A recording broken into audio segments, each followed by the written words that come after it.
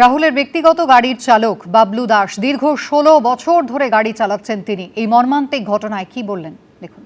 আমরা বুঝে উঠতেই পারিনি যে এরকম যে ঘটনা ঘটবে, কিছু বুঝে উঠতে পারিনি। আর সেও বুঝতে পারিনি এরকম জলের গভীরতা এতটা, তার মধ্যে জোয়ার এসেছিল। প্রথমে আমরা তো দেখেছি এত অবধি হাঁটু অবধি লাস্ট, তারপর হঠাৎ মাথাটা দেখা যাচ্ছিলো। তারপরে সবাই টেকনিশিয়ানরা সবাই আমাদের ছিল, সবাই লাভ মেরে সব তুলেছে সঙ্গে সঙ্গে। আমি ওখানেই ছিলাম, নৌকো ডাকছিলাম আমরা, যে সঙ্গে সঙ্গে নৌকো এসে তোলা যায় বা কিছু এরকম। জলটা টান ছিল রীতিমতো, ওনাকে রাস্তায় রাস্তায় ধরুন সামনে আসছে, আবার পেছন দিয়ে চলে যাচ্ছে। সবাই চেষ্টা করেছে, একটু যদি সুবিধা ওদের বাঁচাতে পারতাম আমরা, একদম সুযোগ দেয়নি। জোয়ার তো রীতিমতো সেই সময়টা জোয়ার চালু হয়ে যায়, জল বাড়তে আরম্ভ করে দেয়। সেই সময়টা জল মোটামুটি ভালোই বেড়ে গেছে, তুলে সঙ্গে জল পেটের চাপ দিয়ে জল বের করার চেষ্টা করে সঙ্গে সঙ্গে হসপিটাল। কলকাতার বাড়ি থেকে যখন রাহুল অরুণোদয় বন্দ্যোপাধ্যায় রওনা দিয়েছিলেন তালসারিতে শুটিংয়ের জন্য, তখন এই গাড়িতেই চালক বাবলু দাসের সঙ্গে তিনি কলকাতা থেকে রওনা দেন। এখন ময়নাতদন্তের পর তার নিথর দেহ শবদেহবাহী শকটে কলকাতার দিকে রওনা হচ্ছে, আর তার চালক তিনি এই ফাঁকা গাড়ি নিয়ে রওনা হবেন কলকাতার পথে। চালক বাবলু দাসের বক্তব্য, যখন এই ঘটনা ঘটছে তখন তিনি গোটা ঘটনাটা প্রত্যক্ষ করেছেন এবং তার এটাও বক্তব্য যে জলে সে সময় প্রচণ্ড স্রোত ছিল এবং সেই স্রোতের টানে পড়ে যান রাহুল এবং মুহূর্তের মধ্যে তিনি তলিয়ে যান। তার সঙ্গে যিনি সহ অভিনেত্রী ছিলেন তিনিও পড়ে গিয়েছিলেন, কিন্তু এই শুটিংয়ের কাজের জন্য একটি মোটর চালিত নৌকা রাখা ছিল, যে শুটিংয়ের সরঞ্জাম পারাপার করবে, অর্থাৎ একেবারে সমুদ্রের পাড় থেকে তার মাঝখানের একটি চড়ায় নিয়ে যাবে, সেখানে শুটিং হচ্ছে, সেখান থেকে আবার জিনিসপত্র যারা কলাকুশলীরা রয়েছেন তাদেরকে ফেরত নিয়ে আসবেন। সেই কাজের জন্য একটি মোটর চালিত নৌকা রাখা হয়েছিল, কিন্তু জীবন বাঁচানোর জন্য আলাদা করে কোনো লাইফ বোট ছিল না, জীবন বাঁচানোর জন্য আলাদা করে কোনো প্রশিক্ষণপ্রাপ্ত ডুবুরি সেখানে ছিল না, এমনটাই বলছেন গাড়ির চালক বাবলু দাস। আমরা দেখতে পাচ্ছি যে এই রাহুল অরুণোদয় বন্দ্যোপাধ্যায়ের সেই গাড়ি এখানে রয়েছে। গাড়ির একেবারে সামনে যে লুকিং গ্লাস রয়েছে তাতে তার নাম এখনও জল করছে। আমরা দেখতে পাচ্ছি যে এখানে রাহুল অরুণোদয় বন্দ্যোপাধ্যায় তার নাম লেখা রয়েছে। গাড়ির ভেতরে তার ব্যক্তিগত যে সমস্ত লাগেজ যেগুলি গাড়িতে ছিল সেগুলি এখনও রাখা হয়েছে।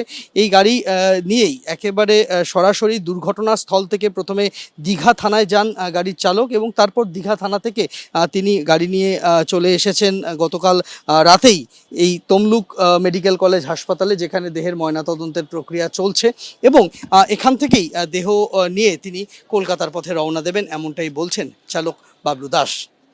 প্রবীরদের সঙ্গে সন্দীপ সরকার, এবিপি আনন্দ, পূর্ব মেদিনীপুর। এবার এক ধাক্কায় ১৪২ জন পুলিশ অফিসার বদল কমিশনের। ওসি, আইসি, সাব ইন্সপেক্টর সহ ১৪২ জন পুলিশ অফিসারকে সরালো কমিশন। কালীঘাট, ভবানীপুর সহ কলকাতার একাধিক থানার ওসি বদল করা হয়েছে। কলকাতার ৩১টি থানার অফিসার বদল করা হয়েছে। গোয়েন্দা শাখাতেও বদলি, ডিআইবি থেকেও ১১ জনকে সরালো কমিশন। এক ধাক্কায় ১৪২ জন পুলিশ অফিসার বদল কমিশনের। ওসি, আইসি, সাব ইন্সপেক্টর সহ ১৪২ জন পুলিশ অফিসারকে সরিয়ে দিল নির্বাচন কমিশন। কালীঘাট, ভবানীপুর সহ কলকাতার একাধিক থানার ওসি বদল করা হয়েছে। কলকাতার ৩১টি থানার অফিসার বদল করা হয়েছে। গোয়েন্দা শাখাতেও হয়েছে বদলি, ডিআইবি থেকেও ১১ জনকে সরিয়েছে কমিশন।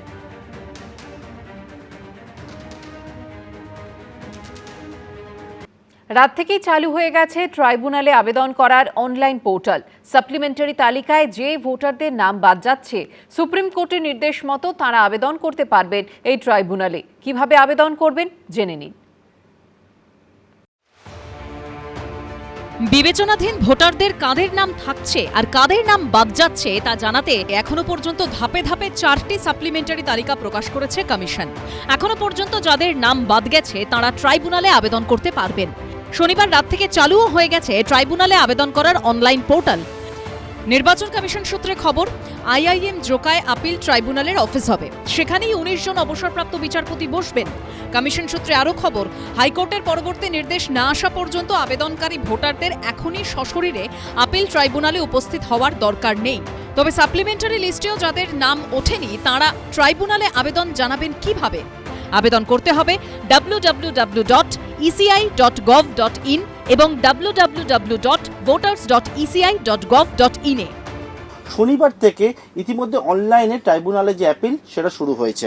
কিভাবে অ্যাপিল করা যাবে? প্রথমেই যেটা করবেন সেটা হলো www.eci.gov.in, এইখানেতে তারা চলে যেতে পারেন। আমি এখানে দেখিয়ে দিচ্ছি, সেটা www.voters.eci.gov.in, এখানে গেলেও চলবে। স্ক্রোল ডাউন করে একেবারে নিচেতে গেলে দেখতে পারবেন যে submit appeal for individuals under adjudication.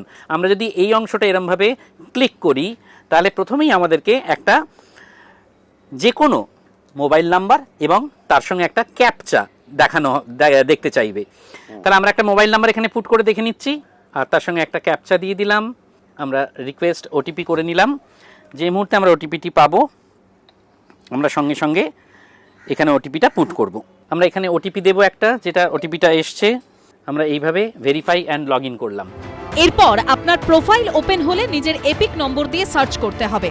লিখেন যিনি আবেদনকারী তার ডিটেইলস ছিল, আর সেখানে তার নাম থাকবে, তার অ্যাড্রেস থাকবে এবং পিনকোড সহ, এবং অ্যাড্রেসটা দিতে হবে তাকে। হ্যাঁ, তাকে পুরো অ্যাড্রেস দিতে হবে পিনকোড সহ, এটা খুব ইম্পর্টেন্ট। এর মধ্যে 250 ক্যারেক্টারের মধ্যে তাকে তার অ্যাড্রেসটি লিখতে হবে সম্পূর্ণ।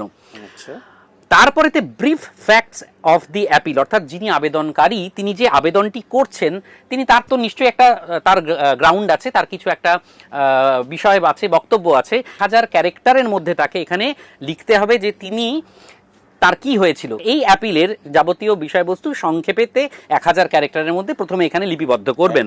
আবেদনকারী তিনি তার ভোটার লিস্ট থেকে নাম বাদ গেছে, এমতাবস্থায় তিনি কি চাইছেন ট্রাইব্যুনালের কাছে, সেইটিও তিনি সংক্ষেপে 500 ক্যারেক্টারের মধ্যে তিনি যে ভারতীয় নাগরিক হলে ভারতীয় নাগরিক এবং তিনি তার নামটা ভোটার কার্ডটা যাতে ভ্যালিড থাকে সেই বিষয়টা উল্লেখ করবেন, যাতে তিনি ভ্যালিডেট করতে পারেন যে তিনি ভোট দেওয়ার ক্ষেত্রে তিনি একজন যোগ্য নাগরিক, সেইটা তিনি চাইবেন এবং তিনি সেটা বলবেন নিচে প্লেস, এবং একেবারে শেষেতে গিয়ে তিনি এন্টার প্লেস, অর্থাৎ যে জায়গা থেকে, যদি কেউ কলকাতা থেকে করে কলকাতা, কেউ যদি বর্ধমান থেকে করে সে বর্ধমান লিখবে এবং তারপরে সে সাবমিট করবে। আবেদনকারীর মোবাইল ফোনে আধার অথেন্টিকেশনের জন্য আসবে ওটিপি, সেটা ইনপুট করলে আবেদন জমা পড়বে ট্রাইব্যুনালের কাছে। চাইলে আবেদনকারী তার সাবমিট করা ফর্মের পিডিএফ ডাউনলোড করতে পারবেন। এই প্রেক্ষাপটেই এসআইআর নিয়ে ফের সুর চড়ালেন মমতা বন্দ্যোপাধ্যায়। সংবিধানকে মানে না, গণতন্ত্রকে মানে না, ইলেকশনের আগে এসআইআর করে মানুষের 1,20,00,000 ভোটকে বাদ দিয়েছে। ট্রিব্যুনাল, সুপ্রিম কোর্ট যে অর্ডার দিয়েছে সেই ট্রিব্যুনালে আমরা বিনা পয়সায় লয়ার দেবো যে আপনাদের হয়ে লড়বে। সব ট্রিব্যুনাল করেছে কলকাতায়, তা জেলায় জেলায় লোকেরা কি করবে? খাবে।